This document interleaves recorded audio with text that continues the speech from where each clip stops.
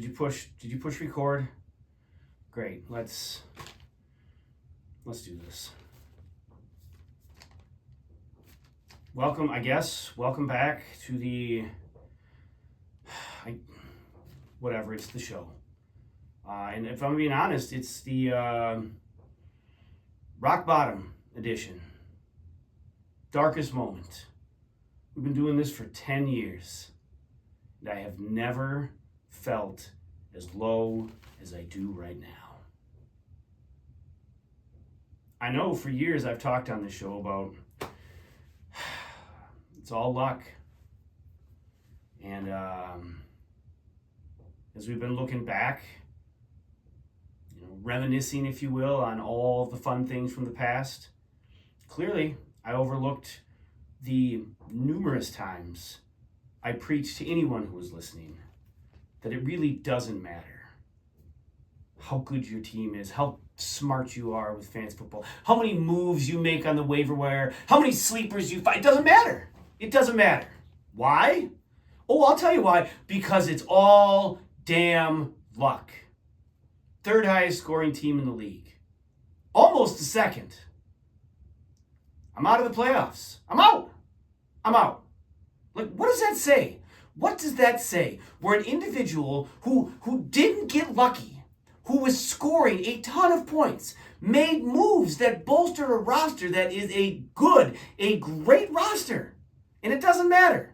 Like, why are we playing this game? Why are we playing this stupid game? Anyways, it's final week of the season is upon us. Woo! Thanksgiving was fun. Got to spend a lot of time with family. Got to eat a lot of good food. And I suppose, if I'm going to be happy about one thing, Mr. Thanksgiving, Jordan Love. I said I was thankful for the Minnesota Vikings. And in this moment, I'd like to just reach out to any Minnesota Viking fan who's creeping closer to that rocky edge, over the rail of that bridge. In my current state, I'm thinking, sure, maybe, but you know what? No.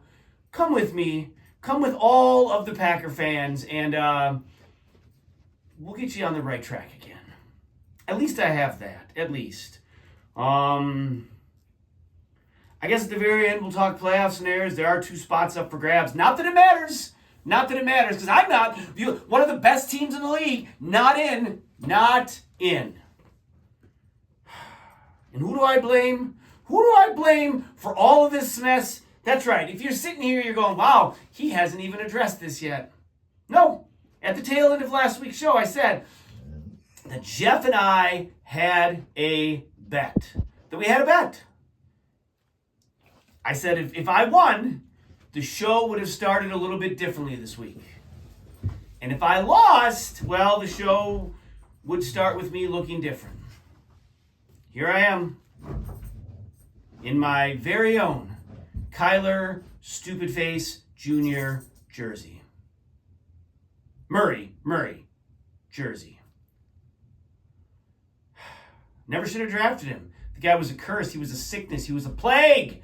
He was a plague on my team, like he's been a plague on the Cardinals, like he's been a plague on the NFL and anyone who has ever been involved with him. You hosed me, Kyler Murray. You hosed me. And now, look where I am. I'm sitting in my bathroom. Why? Because I'm in between moments of sickness over how this is all played out, how ridiculous this all is. You know what? We're going to do the games. We're going to get out of here. Eric's team, the Pack Attack, came in at 9-3. Well, good for him on a 6-game winning streak. La-di freaking da. Taking on Make America Great Again, who I disposed of last week. Mind you, he scored 109 points against me, and I still won. That's right. That is the second time in a season where I have had the second highest score against me. Thankfully, I had the highest. Otherwise, I would have lost again. Sid's coming in at 7-5. Wouldn't you know it? Eric's streak is over. Well, that's just dandy. Sid, holy cow. Oh, now we have a visitor in you. Did you come in here to commiserate in my sorrows? You know what? You can go. Get out of here. Get out of here. Nope, go. No, or just lay down. I don't care. We're just going to keep doing the show because this is where we're at right now. A.J. Brown, by the way, 25 points. Second highest point total of the year. By the way, in 4 weeks during the season, A.J. Brown has scored 82 points. In the other 8 weeks, 22. He is boom or bust. Boom or bust. Brock Bowers, Trevor Lawrence, 18 points apiece. Some interesting things happened with Sid over the span of 4 days. If you remember a few weeks ago, or a month and a half ago, whenever it was, Sid traded a 4th-round pick and the Vikings defense for Baker Mayfield. On November 22nd, Sid added Ramondre Stevenson and dropped Danny Dimes, Mr. Jones. Of course, some of this now, if Baker Mayfield gets hurt, shoulder's a little messed up, what's Sid going to do? 4 days later, on the 26th, he picks up Daniel Jones again. He also added Trevor Lawrence because, of course, Mayfield was going to be out. He dropped Ramondre Stevenson, who did not play for him in the week that he was there. And the man who he traded a 4th-round pick for, he dropped him as well. This is the kind of garbage that just grinds my gears. Sid wins. He's 8-5. I'm 5 and by God 8. And this kind of just tomfoolery is happening. Every damn year it's with Hagan. Everything he touches just works. It just happens to be. God. If you're Eric, you had a down week. The bum let you down, 16 points. Brandon Aubrey, 13. King Henry, 12.5. Run CMC, 12 points. You're not going to have him this week, week 14. Doesn't matter because you're in the playoffs. You're in the playoffs. Well, good for you. Javonte Williams, 11.5. Zay Flowers, 1 point. Amon-Ra St. Brown, 0 points. He gets hurt. Is he going to play this week? Spoiler alert, he played last night. But Eric's receivers let him down. He falls to 9-4. Sid rolls to 7-6. All right, next up, the Mexican Cocktails, another team that's already in the playoffs. Good for damn them. Coming in at 8-4, taking on the Radioactive Monkeys at 6-6. Andy keeps on trucking, gets himself the first round bye in the playoffs as the champion of the North, 96.5 for him, 85 for Salty. If you're Andy, 20 points for Dak, 16 points for the man who is absolutely on my naughty list, Devontae Adams. What a prima donna, pretty boy, weak-ass SAWFT receiver that guy is. How about you get dirty in between the 20s? How about you run into traffic and catch a ball? No. You come prancing on out of there. Oh, we're inside the 10. I better go put my sticky gloves on so I can go ahead and catch every touchdown pass that probably should go to Puka Nacua anyways. God. 14.5 for Swift, 14 for Devon A-Chain, having himself a monster year on a really terrible team down in Miami. Jordan McLaughlin, 10 points. Scary Terry McLaurin, who I dropped, who was hurt most of the year, on Andy's bench, 15.5 points, almost half of his points for the entire year. Welcome back, I guess, Scary Terry, and I'm glad, Scary Terry, you get a chance to compete for a championship, because you know what? People like Kyler Murray, they didn't want to give that to you. If you're Salt Marsh, Jalen Hurts, 18, Jacoby Myers, 15, who, by the way, shows up in Jacksonville. Brian Thomas Jr., has anyone seen that guy? Anyone seen him? He witness protection program, most likely. Jacoby Myers has got to be thrilled to be out of Vegas and with a team that is winning.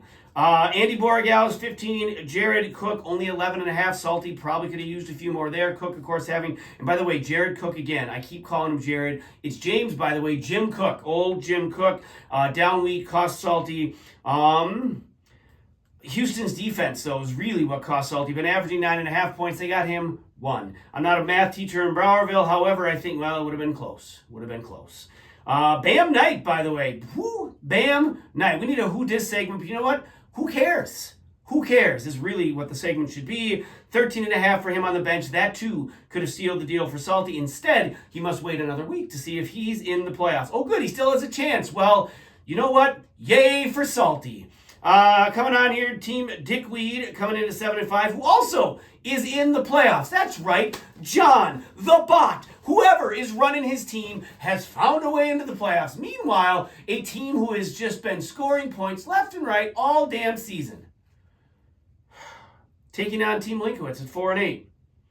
Wouldn't you know it, Team Linkowitz rose up 123.5 point to John's 58.5 points. If you're Swart, 30 points for Mahomes. Jason Myers, 19. Kamani Vidal, 18.5 points. By the way, how about that down in, I'll go with San Diego Superchargers, not the Los Angeles Chargers. He has been a breath of fresh air, and amongst all of the injuries they've had at running back this season, Jamison Williams, 17.5. That dude is boom or bust. By the way, boom again last night. Jacksonville's defense, 12 points. If you are John, Nico Collins, 14.5, bolstered by a rushing touchdown. Tetois McMillan, 12.5. Jackson Dart, who he started over Matt Stafford. Any reason? Again, this is the kind of crap I'm talking about.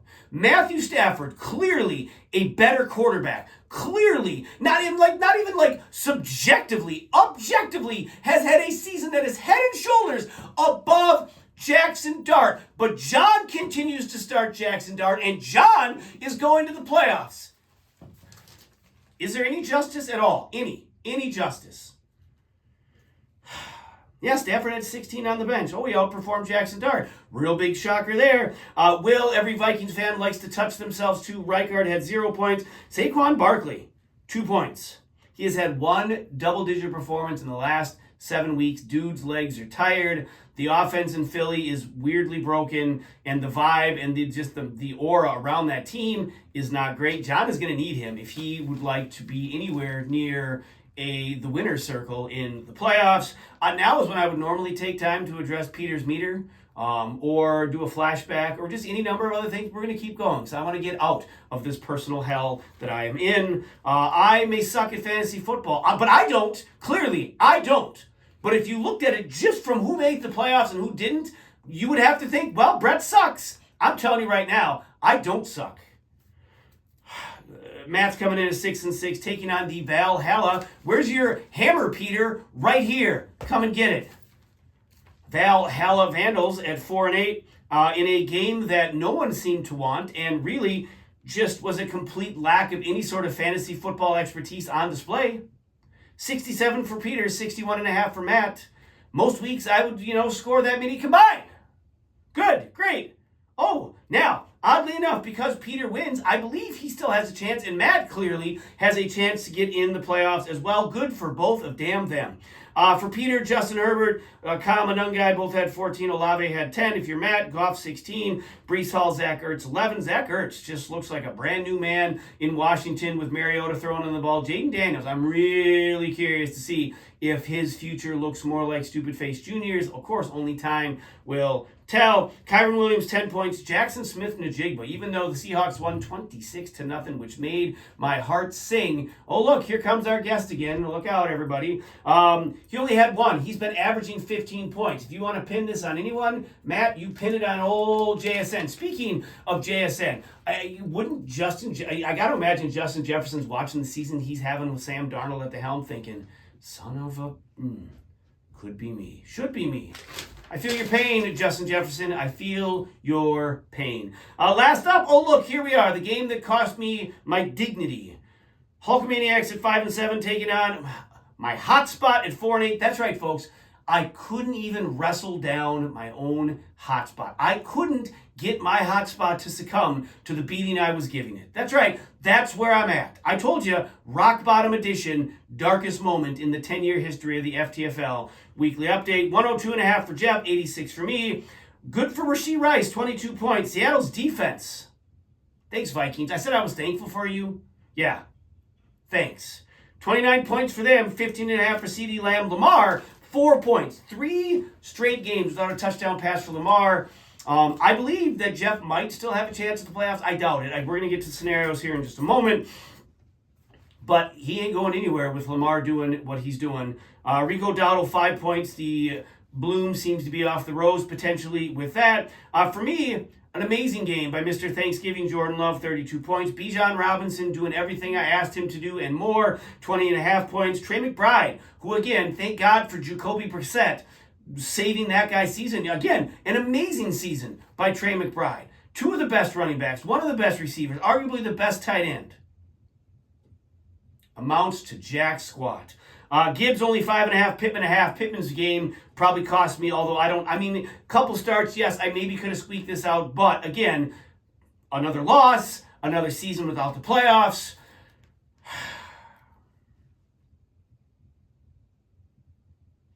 I don't know where we go from here. I just don't. Let's finish this so I can at least get out of this godforsaken room. Stud of the week, A.J. Brown, 25 points. Squeaky wheel gets the grease.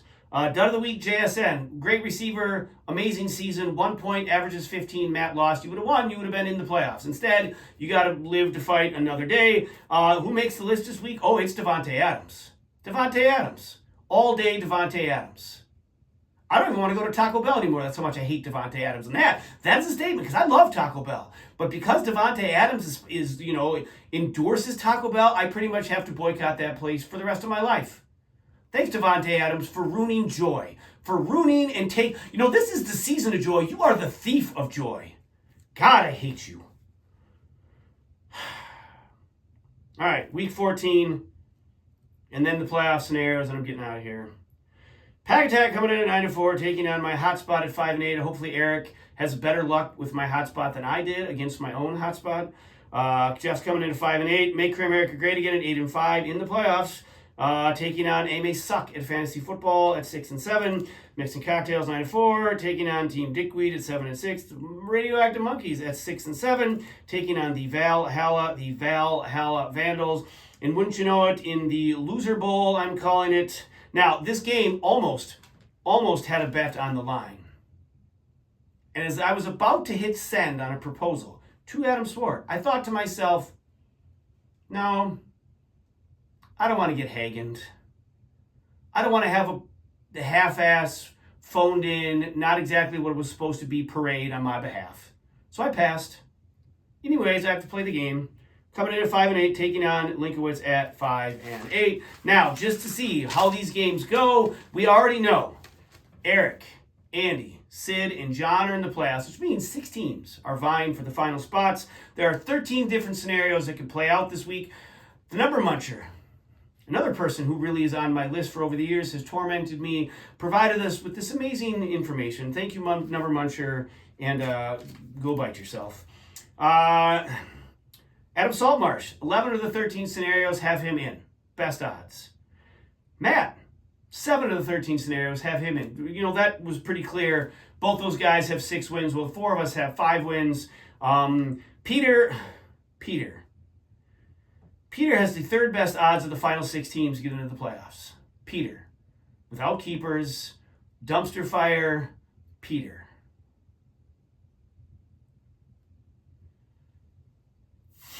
God, I'm sick. 4 out of 13 scenarios favor him.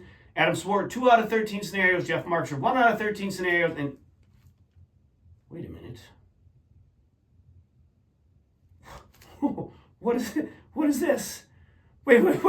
Hold up. Salty 11, Matt 7, Peter 4, Swart 2, Jeff 1. Brett, 1 out of 13. I still have a chance at the playoffs. I still got a shot. Oh my gosh, so you're saying there's a chance. We're going to do it. I can't wait. Yes, I'm going to the playoffs.